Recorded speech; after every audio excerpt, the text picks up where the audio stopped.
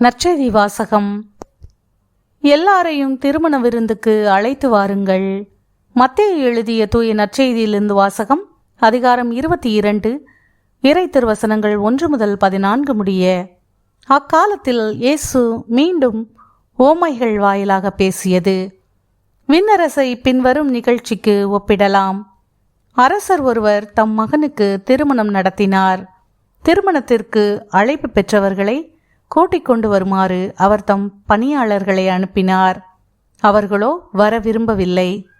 மீண்டும் அவர் வேறு பணியாளர்களிடம், நான் விருந்து ஏற்பாடு செய்திருக்கிறேன், காளைகளையும் கொழுத்த கன்றுகளையும் அடித்து சமையலெல்லாம் தயாராய் உள்ளது, திருமணத்திற்கு வாருங்கள் என அழைப்பு பெற்றவர்களுக்கு கூறுங்கள் என்று சொல்லி அனுப்பினார். அழைப்பு பெற்றவர்களோ அதை பொருட்படுத்தவில்லை. ஒருவர் தம் வயலுக்கு சென்றார், வேறு ஒருவர் தம் கடைக்கு சென்றார். மற்றவர்களோ அவருடைய பணியாளர்களை பிடித்து இழிவுபடுத்தி கொலை செய்தார்கள். அப்பொழுது அரசர் சினமுற்று தம் படையை அனுப்பி அக்கொலையாளிகளை கொன்றொழித்தார். அவர்களுடைய நகரத்தையும் தீக்கிரையாக்கினார்.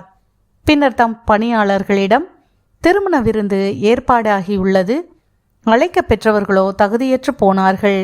எனவே நீங்கள் போய் சாலையோரங்களில் காணும் எல்லாரையும் திருமண விருந்துக்கு அழைத்து வாருங்கள் என்றார். அந்த பணியாளர்கள் வெளியே சென்று வழியில் கண்ட நல்லோர் தீயோர் யாவரையும் கூட்டி வந்தனர். திருமண மண்டபம் விருந்தினரால் நிரம்பியது. அரசர் விருந்தினரை பார்க்க வந்தபோது அங்கே திருமண ஆடை அணியாத ஒருவனை கண்டார்.